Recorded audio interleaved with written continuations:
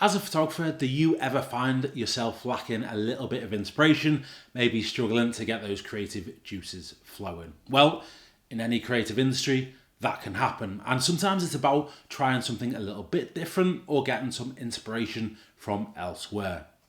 So in this video, what I've decided to do is pull together some ideas of different things you can shoot or different things to try that will hopefully give you a little bit of inspiration and get those creative juices flowing once again. Before I get into it, I want to say, don't worry if you don't know anything about any of these niches of photography.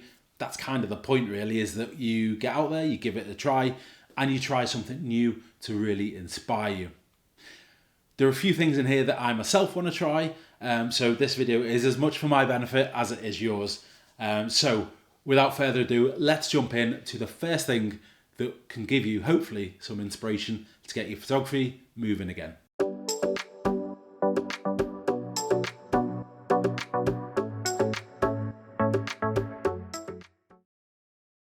So the first thing I want to say is try taking a walk around the local neighbourhood in which you live. Often with everyday life being as hectic as it is, we kind of forget or become desensitized to what is all around us. And certainly from a photography perspective, I'll tell you right now, I've never once considered walking out my front door with my camera in hand to shoot anything that is around here. But when I started thinking about this video, I thought, well, actually there's a field that sometimes has some horses in, maybe 3-4 minute walk from here. There's some main roads not far away that you could do some interesting things with kind of traffic and different things like that. There's also a cricket club about a 5 or 10 minute walk the other way if you want to try a bit of sport. So actually around your local area, if you stop and think about it, can actually have lots of different subjects for something to photograph. Also, even if you are aware of things or you see the same things every day, have a little think about different vantage points that might be available to you. So for example, if you live where there's an overpass with a path on it, and that gives you a view down maybe onto a motorway or a road of some description or different height to look down on some buildings, why not take that and do a little bit of experimentation off what that can give you a little bit differently and what you might be able to capture from that vantage point. Okay, so now I want to look at some different niches or some different types of photography that you can potentially look at to get those creative juices flowing once again. And on this one, I want to talk briefly about street photography. Now, street photography, you might initially think could be a little bit boring, but it's actually a type of lifestyle photography. And there are so many different things that this could be, depending on where you live or what you want to shoot. So if you live in a big city, you might have an old part of the city with some great old buildings, or you might have ultra modern, you might have some horrible garish 70s and 80s buildings. Similarly, if you're in a little rural village, there could be different things to shoot there, such as old farmhouses or telephone boxes, anything really out on the street that gives you something different to think about. You might have a bustling marketplace or a really busy shopping high street that actually could go and take some artistic photos or some interesting engaging photos of those scenes. Maybe you need to practice using a slightly longer shutter speed in order to capture that movement in your photo of all of those people. Equally, it could be a serene, quaint little village in a location that lends itself for more of a maybe a fine art type of style when we're talking about street photography. I live here near Liverpool, which is in England's northwest. And again, putting this video together made me think I've never actually gone over and shot in Liverpool. Some buildings, there's some great old-fashioned architecture. There's some of that horrible kind of 70s and 80s stuff. There's also some really cool glass-fronted kind of skyscrapers and triangular buildings and all sorts going on there that I've just never considered going to shoot. So yeah, street photography, I'd say, is another great and accessible type of photography that might just help lift that creative cloud from above your head.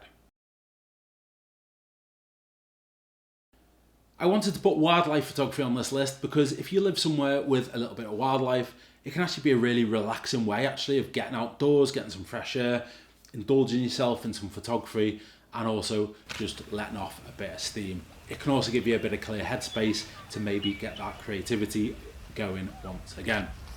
Now, wildlife exists just about everywhere. Even if you're based in the biggest of cities, you might get the odd fox walking around or something in the evening. Right through to if you're somewhere more rural, you've got farmers' fields, you might have a wildlife sanctuary. somewhere with some great birds of prey, anything like that, get out and enjoy it and try your hand at something new. Now, wildlife photography, a little bit like sports photography, which incidentally I'll come to in a minute, might require some bigger focal length lenses. If you don't have them and you don't want to spend any money hiring them, I'd just go out with what you've got. Take your wide angle lens if that's all you've got, and actually focus on maybe getting closer to that field of horses and trying to get several in shot, or maybe take a more wider angle of a pond with different wildlife, trees, birds, ducks, etc. around it. Okay, next up is sports photography. Now, anyone who regularly watches this channel will know that I shoot predominantly sports, and within that, probably almost everything, 99%, is purely football. As such, I leave myself very little time to shoot anything else, and so this video, as I said before, is really useful for me just to think about the other types of things I could get out and shoot. Now, if you're a sports photographer, or if you're not, crucially, what you can do is think about sports that are nearby, maybe think about different types of sports that you haven't shot before. So maybe if you, like me, shoot a lot of football, maybe consider going to see some tennis or some sailing or cycling or rugby or something else that might give you a little bit of variation in what you usually do, but your gear lends itself for it.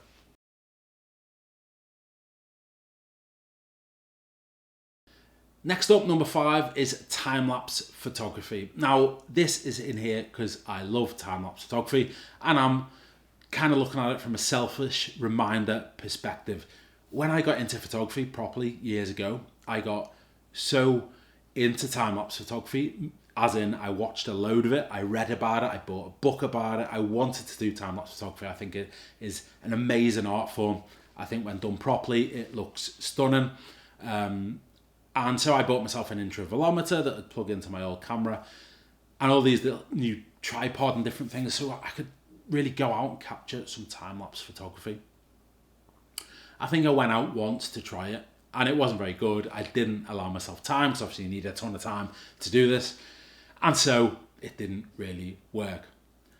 However, if you do have the time and you want to think about something totally different, you've got to compose a shot in a whole new way where you're looking for the movement rather than just the scene through your viewfinder. You want to identify where you're going to be able to see that movement over a course of hundreds or thousands of shots, then time-lapse photography is a great way of doing it.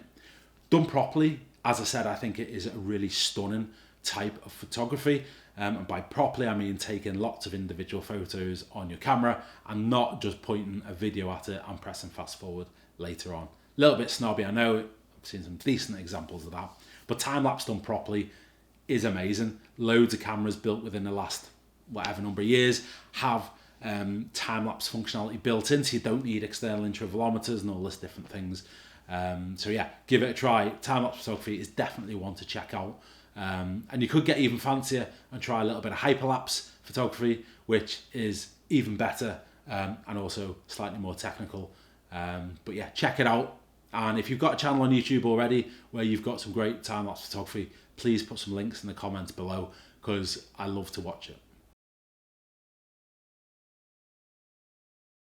So here's a bit of a curveball that you might not have thought I was going to mention, and that is aviation photography. And I'm not a plane spotter. I have never really gone out and taken photos of planes. I've taken some at football matches when I'm really bored and they fly over if there's a low flight path, but I don't consider myself to be an aviation enthusiast. However, the thought of going to photograph them actually does quite interest me. And wherever you are in the world, unless you live somewhere super rural, there's a good chance you're going to have a flight path or an airport or something nearby that lets you go out and experiment with photographing aircraft, be it helicopters or planes. Now, airports give you a great chance to get some nice commercial photography, certainly the big airports here in the UK. I'm talking Manchester, Heathrow. They have viewing parks set up so you can go and take photos and watch them. Last year, I fully intended to take myself out on a random day, take all my gear and trek to the top of a hill in North Wales, which is about two hours away from here. And the reason for that is there's a place that's quite famous locally where the Air Force actually do practice flights to practice low-level flying in military aircraft, everything from the big Chinook helicopters through to fighter jets. And there's some amazing vantage points where you're above the level of where the planes are flying. And I really, really want to go and do that. I said I'd go and do it last year in 2022. I had a baby daughter in the summer, and so that threw most of the year out. However, I'm promising myself to try and get to do it in 2023. It's something I've not done before. I don't know the first thing about doing it. Taking photos of fast moving jets that are beneath you. Haven't considered any of the technicalities of it. But something that excites me from a photography perspective. It's something that gives me inspiration. And something I definitely want to try. So maybe that is something for you to consider as well. Number 7 is some long exposure photography. So think of light trails off cars and vehicles going up a motorway. Think of a waterfall that's kind of been photographed so that the water looks all misty and smooth and dreamy rather than sharp like a waterfall. That is long exposure photography. You can get some great stuff down at the beach of turning the waves as they hit the beach and they're all white and foamy. You can make really nice long exposure photos that kind of have that dreamy mistiness in the water and then flatten out the rest of the water quite a lot as well. That is long exposure photography. I think it's beautiful. It's a great way of capturing images that are different, that have quite a lot of artistic value in my own opinion. So yeah, get out and try some long exposure photography. Again, this is something I planned to do many years ago. I bought some different ND filters and different things to allow for doing long exposure in daylight and just never got around to using them. So that's also on my list to get to eventually. Next up, number 8 is portrait photography. Why not go and photograph some of the people dearest to you? It could be people, it could be pets, whatever it is, get them out in front of the camera, have some fun and get shooting them. If you have a wall in your house that is a nice white backdrop, a bit like this one, if I took these pictures off the wall, that gives you a good basis for getting people in front of it, or your dog or your cat or whatever it is, and doing some nice portrait photography. Alternatively, if you can be bothered and if you've got money to spend, on eBay you can get backdrop stands, can't remember the technical name for them, as well as the backdrops themselves for £20 or something, and different backdrops for like £5 a pop. They could be an option if you want to get really into portrait photography. But yeah, otherwise it's a great way to get your camera out, have some fun, play around with images, play around with different effects and filters, and maybe you'll end up creating a lovely bit of artwork for your family home to hang on the wall. Or maybe you'll create or discover a new skill or a new love of maybe taking pet photos, and you can branch out or even start an entire business based purely on pet photography. Who knows? Portrait photography is really open to whatever you want it to be. Number 9 is architectural photography. So again, I see some lovely abstract architecture photography on Instagram, as well as some dramatic photos of old buildings. I mentioned before, I live not too far away from a city called Liverpool, which has got an amazingly diverse selection of architecture. I could probably fill days going to that city and photographing all those buildings and making them look really cool from a photography perspective. So if you have cities nearby or really interesting buildings, it could be sports stadium, it could be whatever, then some architecture photography. If you want to be really kind of niche down and do really modern abstract photos, you can do some great black and white stuff with modern buildings as well, can lend itself to that. Maybe play with the reflections in windows of skyscrapers. All that architecture, that kind of stuff can be really interesting. Not something I've really tried myself, other than maybe briefly with Sydney Opera House. I tried a few weird things when I was there with a point and shoot about 15 years ago. But yeah, architecture photography is another interesting thing that you might want to try out. Number 10 is macro photography. Okay, so this is another one that probably requires a certain type of lens, or if you've got a modern iPhone. I know I don't want to suggest taking photos on your iPhone, but if you want to try macro photography without buying a lens and you have got an up-to-date iPhone, you could potentially use that. But hiring a macro lens or asking a friend if they've got one to borrow is probably a better solution. But macro photography is really the really close-up photos of like insects and grass and fabrics and plants and anything in really massive detail, and it can work for just about any topic or any subject you like. Whatever you photograph with a macro lens can shed a whole new light on that object, quite literally. I tried a little bit a couple of years ago with some sunflowers and got really tight into the sunflowers, used a macro lens, and it just brings the sunflowers to light. You can see the little water droplets on there, which is another great thing to shoot with macro lens, by the way, water droplets. Next up is astrophotography. So have you considered getting outside and shooting the night sky? Now, you might need to travel a little bit away from some light pollution, if you want to photograph the night sky. You might, if you want to get great shots of the moon and planets as and when they're visible, you might need some super telephoto lenses with some extenders on there. But if not, something I'd love to do, I love photos of the night sky. I love those long exposure photos with the star trails. I love photos with the northern lights in, and all those different things that you can capture at night. Just a nice clear sky with maybe some different light on the horizon, I think as well can be beautiful. So that can be done with any DSLR or mirrorless camera, and just any old wide angle lens, to be honest with you. So get out, photograph the night sky. You might need to be prepared to be awake in some very late hours, depending on what it is you're trying to capture.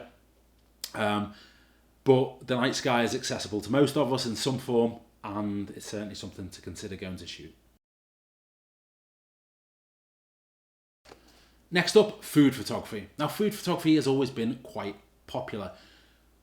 More recently, it's really boomed with Instagram because everyone likes to snap a little photo of the meal they're eating on Instagram in a local restaurant or on holiday or whatever. But actually, food is a really accessible way of doing something different from a photography perspective. Whether it's a meal you've cooked in your own house, or whether you've gone out and you've tried some great street food, or maybe gone to a really ornate restaurant with a great way of presenting meals. Why not take your camera with you? Sneak your camera out with you. If you're in a restaurant, you might need to ask permission, but I wouldn't have thought so. Certainly with things like street food, and see what nice artistic photos you can get. See ways you can bring that food to life and kind of convey the colour and the excitement, the smells of that food through the photo. It's just an interesting something to give a try. And last but not least is a little bit of still life photography. Now, still life is kind of anything, any inanimate object that does not move. So around the home, it might be a vase, it might be a bowl that's got some ornaments next to it or something like that on a shelf. It could be a book, it could be a stack of books on your coffee table. Outside, it could be a fence, it could be a gate. You get the idea. Still life photography is anything really. It doesn't move, and it's how you can really photograph that in a way that is interesting, that is engaging. Maybe it's a different angle or a different take on that object, or to give a different feel for what that object is. But it's another something that you can go and photograph around the home if you want to. If you want to just practice and get a bit of inspiration from them doing something totally different, get your camera out, have a little walk around the home. It might be even that you've got some of those really ornate old cast iron radiators in the house that you could maybe do something interesting with the different angles on that. But yeah, still life photography is something else you can consider to give yourself a little bit of inspiration. So I hope that video has given you a little bit of inspiration for some things that you can get out and shoot, some that you don't need to leave the house for, and loads that is hopefully quite accessible to you, just to put a bit of the enjoyment, a bit of the excitement and creativity back into your photography. There's certainly things on that list I want to go out and try, and I'm going to promise myself that in 2023 I'll go out and I'll try at least one of those, in addition to the copious amounts of football that I do shoot every weekend. So thank you for watching. Please subscribe if you haven't already, and I'll see you on the next video.